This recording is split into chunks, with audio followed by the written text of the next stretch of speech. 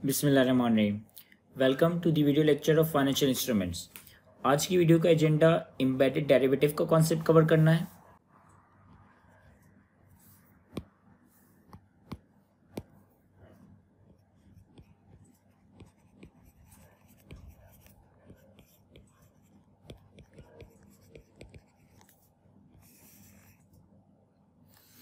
अब embedded derivative का concept क्या है, बेसिकली हम इसको एक एग्जांपल से समझते हैं और फिर हम इसकी एज पर दी स्टैंडर्ड डेफिनेशन को कवर करेंगे। एग्जांपल लेते हैं। फॉर एग्जांपल कि एक तरफ है IQSF लिमिटेड,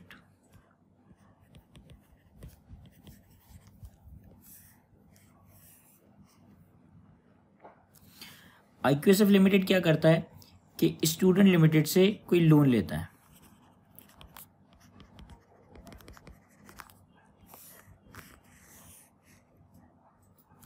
फॉर एग्जाम्पल कि IQSF लिमिटेड और स्टूडेंट लिमिटेड के दरमियान कोई लोन एग्रीमेंट हो जाता है, जिसके नतीजे में स्टूडेंट लिमिटेड लोन दे रहा IQSF को लेट से 100 मिलियन का। मार्केट इंटरेस्ट रेट हमारे पास है, लेट से कि मार्केट रेट चल रहा है 12% का, और इस लोन के ऊपर जो कूपन दिया जाएगा वो भी दिया जाएगा 12% से। और हमने लोन का टेन्योर डिसाइड कर लिया, लेट से 5 इयर्स। अब देखिए हमारी इस एग्जांपल में बेसिकली जो IQSF है वो एक इन्वेस्टी है, या दूसरे अल्फाजों में मैं कह सकता हूँ कि बोरोवर है। और हमारी एग्जांपल में जो स्टूडेंट लिमिटेड है ये एक इन्वेस्टर है, या दूसरे अल्फाजों में मैं कह सकता हूँ कि ये एक लेंडर है। अब देखिए अगर इस सिंपल सी लोन की एक एग्जांपल को देखें जिसमें IQSF लिमिटेड ने स्टूडेंट लिमिटेड से 100 मिलियन को लोन लिया, 12% का मार्केट रेट है, तो हमने 12% का ही कूपन डिसाइड किया और हमने टेन्योर रख दिया 5 ईयर का। तो इस केस में होता क्या है कि सर ये जो IQSF लिमिटेड है इसके पास रिकॉर्ड होगी एक फाइनेंशियल लायबिलिटी।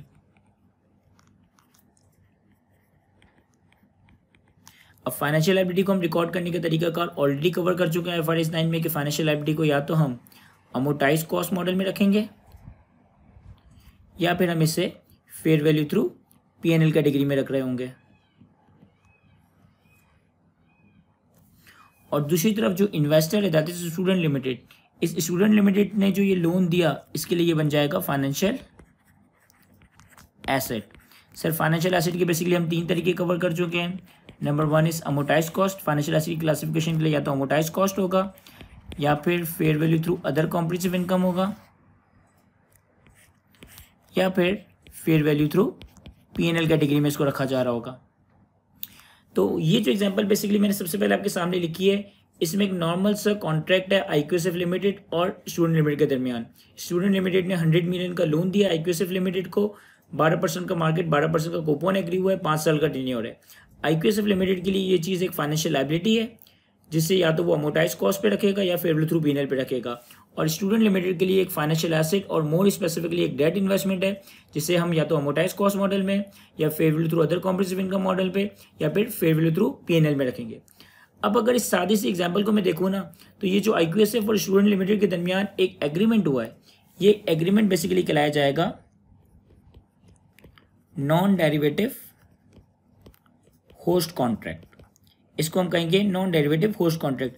इसमें डेरिवेटिव वाली कोई टर्म्स एंड कंडीशंस नहीं है।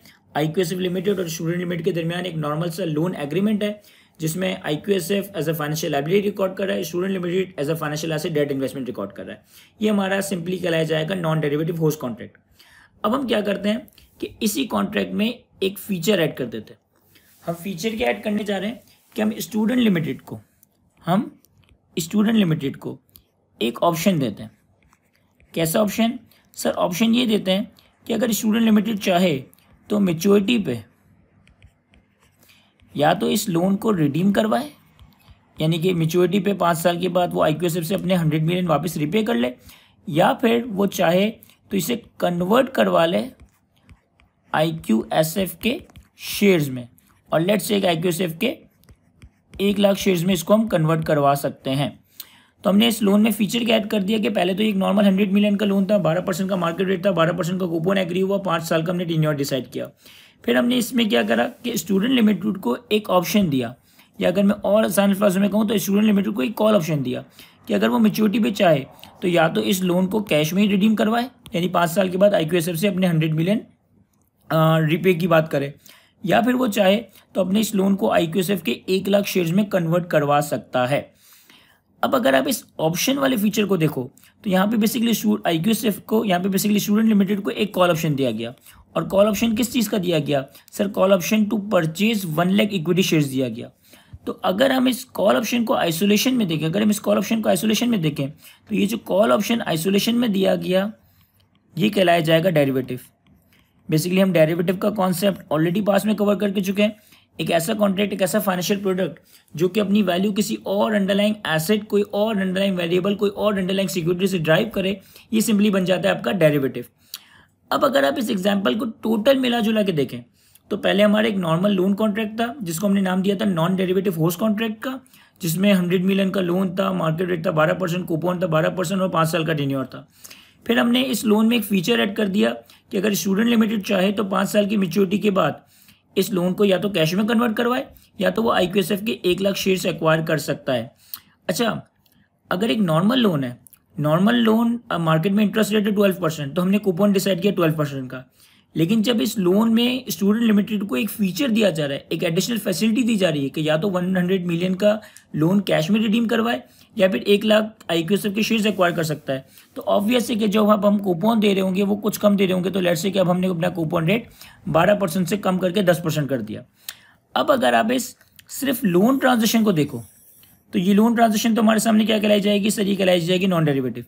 लेकिन जब आपने इस लोन ट्रांजेक्शन में एक स्टूडेंट लिमिटेड के लिए ऑप्शन इम्बेड कर दिया, ऑप्शन मिला दिया, ऑप्शन चिपका दिया, तो सर ये जो डेरिवेटिव यहाँ पे बन गया सर, ये डेरिवेटिव कहलाया जा रहा होगा बेसिकली एम्बेडेड डेरिवेटिव।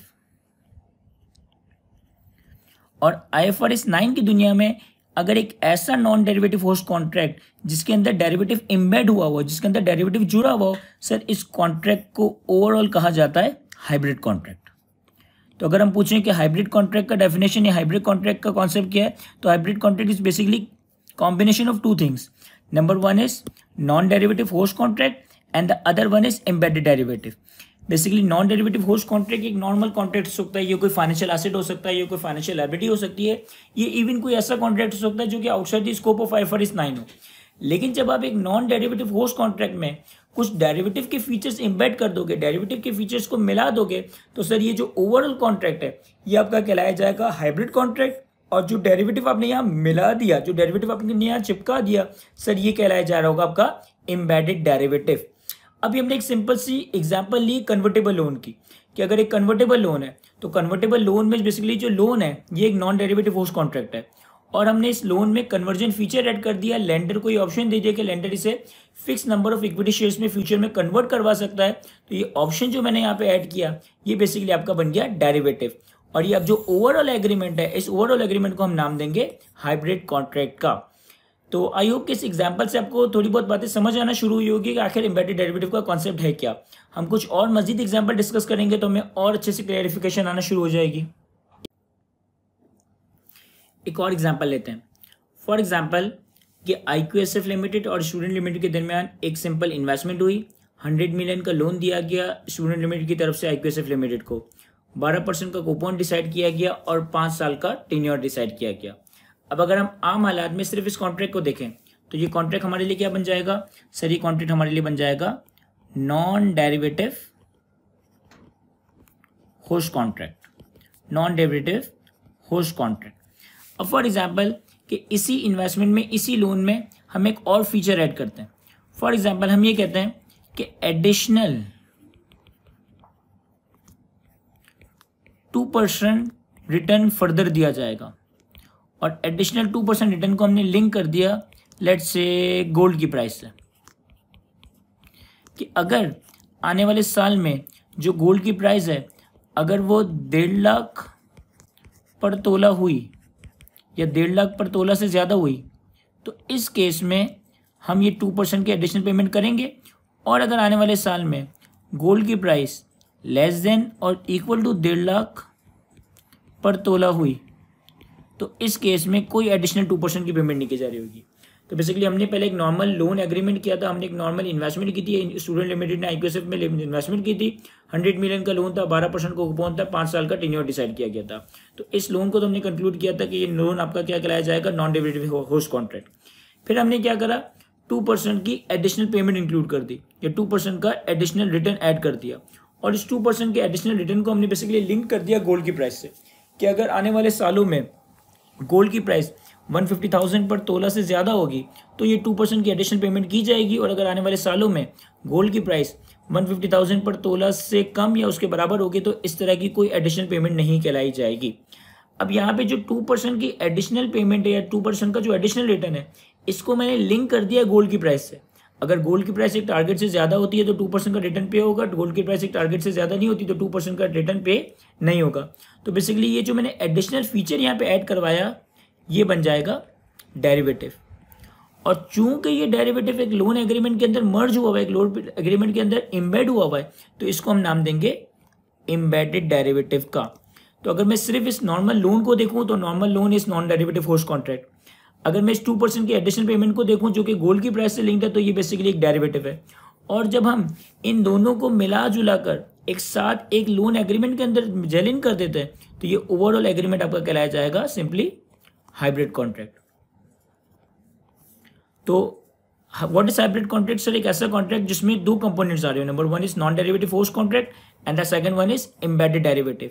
सिर्फ इस लोन एग्रीमेंट को देखा जाए तो ये नॉन डेरिवेटिव होस्ट कॉन्ट्रैक्ट है, 2% का एडिशनल रिटर्न जो कि गोल्ड की प्राइस से लिंक्ड है ये डेरिवेटिव है, और जब हम इन दोनों को ओवरऑल देखेंगे तो ये हमारा हाइब्रिड कॉन्ट्रैक्ट कहलाया जा रहा होगा। इसी तरीके से एक और एग्जांपल देखते हैं। फॉर एग्जांपल कि एक पर्सन है मिस्टर ए।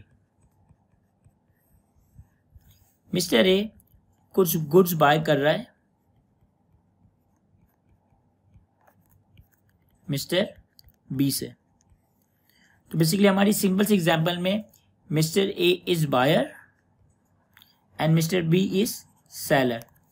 आइसोलेशन में अगर हम इस कॉन्ट्रैक्ट को देखें तो दो पार्टीज के दरमियान गुड्स की सेल परचेज का एग्रीमेंट हो रहा है, तो ये सिंपल सा एग्रीमेंट हमारे लिए कहलाया जाएगा non derivative host contract. Basically एक परचेज कॉन्ट्रैक्ट हुआ है, बेसिकली एक सेल कॉन्ट्रैक्ट हुआ है, मिस्टर ए गुड्स बाय कर रहे हैं, मिस्टर बी गुड्स सेल कर रहे हैं, और कोई भी इनकी आपस में कोई प्राइस एग्री हुई होगी। तो आम हालात में अगर हम इसको आइसोलेशन में सिंपल से कॉन्ट्रैक्ट को देखें तो ये बन जाएगा सिंपली हमारा नॉन डेरिवेटिव होस्ट कॉन्ट्रैक्ट। अब फॉर एग्जांपल कि अगर हम इस कॉन्ट्रैक्ट में एक चीज ये ऐड कर दें कि जो प्राइस बेसिकली पे की जाएगी ना, ये जो प्राइस बेसिकली पे की जाएगी ना, ये प्राइस पे की जाएगी फॉरेन करेंसी में। यानी फॉर एग्जांपल मिस्टर ए जिस जगह पे ऑपरेट कर रहा है तो मिस्टर ए की लेट से कि फंक्शनल करेंसी है रुपीस या PKR, लेकिन हमने इस गुड्स को बाय करने की जो प्राइस एग्री की है ना वो प्राइस हमने एग्री की है लेट से डॉलर्स में। तो अब हमने चूंकि एक नॉर्मल परचेज कॉन्ट्रैक्ट में, एक नॉर्मल सेल कॉन्ट्रैक्ट में फॉरेन करेंसी की इन्वॉल्वमेंट कर दी, तो अब ये जो फॉरेन करेंसी की इन्वॉल्वमेंट है ये बेसिकली यहाँ पे डेरिवेटिव का काम करेगी। कैसे कि सर हमारा जो ये सेल परचेज एग्रीमेंट हुआ है ये तो एक नॉन डेरिवेटिव कॉन्ट्रैक्ट है, लेकिन चूंकि सेल परचेज की जो प्राइसिंग है वो फॉरेन करेंसी में हो रही है। अब अगर आने वाले वक्तों में फॉरेन करेंसी का एक्सचेंज रेट इंक्रीज हो जाता है तो हमारी पेमेंट्स बढ़ रही होंगी, अगर फॉरेन करेंसी का एक्सचेंज रेट डिक्रीज हो जाता है तो हमारी पेमेंट्स कम हो रही होगी। यानी कि हमने इस ओरिजिनल कॉन्ट्रैक्ट के कैश फ्लोस को लिंक कर दिया डॉलर की प्राइस से, यानी कि डॉलर की प्राइस या फॉरवर्ड कॉन्ट्रैक्ट कर दिया एक डॉलर का, तो ये जो डॉलर के साथ हमने इस प्राइस को लिंक कर दिया, इट इज बेसिकली कि मैंने एक डेरिवेटिव को एक परचेज कॉन्ट्रैक्ट के अंदर इम्बेड कर दिया। और अगेन मिला जुलाकर ओवरऑल एग्रीमेंट हमारे क्या कहलाया जाएगा सर? मिला जुलाकर ओवरऑल एग्रीमेंट हमारा कहलाया जाएगा हाइब्रिड कॉन्ट्रैक्ट। तो एक हाइब्रिड कॉन्ट्रैक्ट एक ऐसा कॉन्ट्रैक्ट जिसका एक component non derivative host contract का है, और जब आप इसमें किसी डेरिवेटिव को इम्बेड कर दोगे, मिला दोगे, जुड़ा दोगे, चिपका दोगे, तो सर ये चीज आपकी इम्बेडेड डेरिवेटिव को कहलाई जाएगी। और जो आपका लमसम ओवरऑल कॉन्ट्रैक्ट है, अब ये कॉन्ट्रैक्ट आपका बन जाएगा हाइब्रिड कॉन्ट्रैक्ट। तो यानी कि अगर मैं अपनी सारी बातों को कंक्लूड करूं एक जगह, तो हमारे पास एम्बेडेड डेरिवेटिव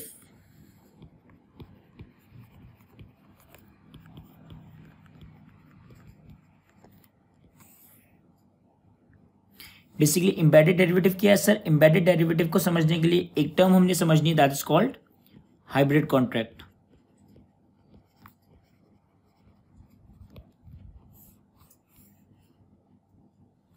हाइब्रिड कॉन्ट्रैक्ट क्या चीज़ है सर? हाइब्रिड कॉन्ट्रैक्ट दो चीज़ों का टोटल है या दो चीज़ों की कॉम्बिनेशन है। इसमें एक आ रहा होगा आपके पास non derivative host contract,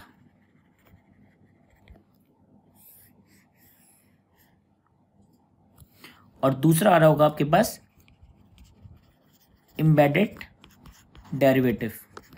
What is hybrid contract? Sir, hybrid contract is basically combination of non-derivative host contract and एक embedded derivative. अगर मैं नॉर्मल से किसी भी होस्ट कॉन्ट्रैक्ट में, चाहे वो नॉर्मल होस्ट कॉन्ट्रैक्ट कोई फाइनेंशियल एसेट हो, कोई फाइनेंशियल लायबिलिटी हो, कोई ऐसा कॉन्ट्रैक्ट हो जो कि outside the scope of IFRS 9 हो, जब मैं इस नॉन डेरिवेटिव होस्ट कॉन्ट्रैक्ट में किसी डेरिवेटिव को शामिल कर दूंगा, किसी डेरिवेटिव को मिला दूंगा, बेसिकली एम्बेडेड का मतलब ही क्या होता है? अटैच्ड, जुड़ा हुआ, चिपका हुआ। अगर मैं किसी नॉन डेरिवेटिव होस्ट कॉन्ट्रैक्ट में एक डेरिवेटिव को इम्बेड कर दूंगा, मिला दूंगा, अटैच कर दूंगा, चिपका दूंगा, तो सर ये ओवरऑल कॉन्ट्रैक्ट आपका कहलाया जाएगा हाइब्रिड कॉन्ट्रैक्ट, जिसमें एक कंपोनेंट हमारा नॉन डेरिवेटिव होस्ट कॉन्ट्रैक्ट का है और एक कंपोनेंट हमारा एम्बेडेड डेरिवेटिव का है। अब ये जो आपका नॉन डेरिवेटिव होस्ट कॉन्ट्रैक्ट है सर, इसकी तीन फॉर्म हो सकती है। हो सकता है कि ये IFRS 9 का कोई फाइनेंशियल एसेट हो सकता है ये IFRS 9 की कोई फाइनेंशियल लायबिलिटी हो सकता है कि ये कोई contract outside the scope of IFRS 9 हो। बेसिकली जो मैंने तीन एग्जाम्पल्स आपको कवर करवाई, इस तीनों एग्जाम्पल में मैंने एक एक चीज़ कंसिडर की थी। ये जो हमारा नॉन डेरिवेटिव होस्ट कॉन्ट्रैक्ट है, ये कोई फाइनेंशियल एसेट हो सकता है, ये कोई फाइनेंशियल लायबिलिटी हो सकती है, ये कोई contract outside the scope of IFRS 9 हो सकता है। फॉर एग्जाम्पल कि आपने कोई डेट इन्वेस्टमेंट एक्वायर की, फॉर एग्जाम्पल कि आपने कोई प्रेफरेंस एक्वायर की, फॉर एग्जाम्पल को कोई आपने सुकूक एक्वायर किया, फॉर एग्जाम्पल कि आपने कोई TFC एक्वायर किया, तो ये सारी चीज़ें एग्जाम्पल बन जाएगी फाइनेंशियल एसेट की। इसी तरीके से आप कोई बॉन्ड्स इशू करते हो, आप कोई TFC इशू करते हो, आप कोई लोन लेते हो, तो ये एग्जाम्पल बन जाएगी फाइनेंशियल लायबिलिटी की। इसी तरीके से आप कोई सेल परचेस एग्रीमेंट करते हो, कोई इंश्योरेंस कॉन्ट्रैक्ट करते हो, कोई लीज कॉन्ट्रैक्ट करते हो, तो ये चीज़ आपकी बन जाएगी contract outside the scope of IFRS 9। तो हमारे हाइब्रिड कॉन्ट्रैक्ट में जो नॉन डेरिवेटिव होस्ट कॉन्ट्रैक्ट वाला कंपोनेंट है, it can be other financial asset, it can be other financial liability and it can even be a contract outside the scope of IFRS 9। जब मैं अपने किसी non derivative host contract में किसी derivative को शामिल कर दूंगा, किसी डेरिवेटिव को अटैच कर दूंगा, तो ये डेरिवेटिव आपका सिंपली कहलाया जा रहा होगा एम्बेडेड डेरिवेटिव, और मिला जुलाकर ओवरऑल बेसिस पे ये जो कॉन्ट्रैक्ट हमारा कहलाया जा रहा होगा, ये कहलाया जा रहा होगा हाइब्रिड कॉन्ट्रैक्ट। तो अगर अब हम मिला जुलाकर एम्बेडेड डेरिवेटिव की डेफिनेशन को एक जगह डॉट डाउन करें, जो कि IFRS 9 हमें प्रोवाइड करता है, तो एम्बेडेड डेरिवेटिव की डेफिनेशन क्या है वो पहले मैं आपके सामने लिखता हूं।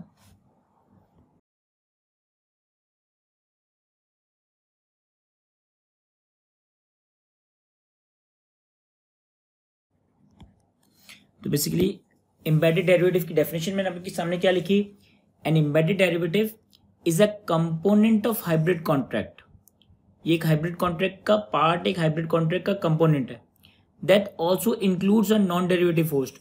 एक ऐसा हाइब्रिड कॉन्ट्रैक्ट जिसका एक पार्ट नॉन डेरिवेटिव होस्ट है और एक पार्ट एम्बेडेड डेरिवेटिव है, with the effect that some of the cash flows of the combined instrument vary in a way similar to the standalone derivative। एक ऐसा hybrid contract जिसका एक component non derivative host contract है और एक component embedded derivative है, और इस एम्बेडेड डेरिवेटिव के होने की वजह से हो क्या रहा है कि आपका जो ओवरऑल कंबाइंड कॉन्ट्रैक्ट है, आपका जो बेसिकली हाइब्रिड कॉन्ट्रैक्ट है, इसके कुछ कैश फ्लोज एक डेरिवेटिव के स्टैंडअलोन डेरिवेटिव की तरह वेरी कर रहे हैं। जैसे कि हमने बेसिकली डेरिवेटिव का जो हमने कॉन्सेप्ट ऑलरेडी कवर किया है, और डेरिवेटिव की हमने डेफिनेशन क्या देखी है कि एक ऐसा फाइनेंशियल प्रोडक्ट जो अपनी वैल्यू ड्राइव करे किसी और अंडरलाइंग एसेट से, किसी और अंडरलाइंग सिक्योरिटी से, किसी और अंडरलाइंग वेरिएबल से, ये चीज़ आपकी कहलाई जाती है डेरिवेटिव। What is derivative? एक ऐसा फाइनेंशियल प्रोडक्ट जो कि अपनी वैल्यू ड्राइव करे किसी और अंडरलाइंग एसेट, सिक्योरिटी या वेरिएबल से, तो ये चीज़ कहलाई जाती है डेरिवेटिव। तो एम्बेडेड डेरिवेटिव बेसिकली क्या है? एम्बेडेड डेरिवेटिव एक हाइब्रिड कॉन्ट्रैक्ट का पार्ट, एक हाइब्रिड कॉन्ट्रैक्ट का कंपोनेंट है, और इस हाइब्रिड कॉन्ट्रैक्ट में बेसिकली दो चीज़ आ रही होंगी। Number 1 is embedded derivative and number 2 is non derivative host contract. और इस हाइब्रिड कॉन्ट्रैक्ट में एम्बेडेड डेरिवेटिव होने की वजह से होगा क्या कि आपके इस हाइब्रिड कॉन्ट्रैक्ट के कुछ कैश फ्लोज वेरी करेंगे बिल्कुल वैसे ही जैसे स्टैंडअलोन डेरिवेटिव में वेरी करते हैं।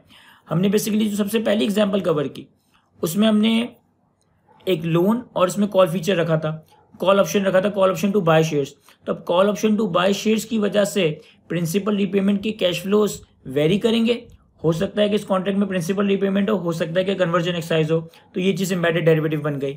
इसी तरीके से हमने जो सेकंड एग्जांपल देखी जिसमें हमने एक नॉर्मल लोन के साथ 12% को कूपन और 2% का एडिशनल रिटर्न रखा था, जिसको हमने गोल्ड प्राइस से लिंक करा था।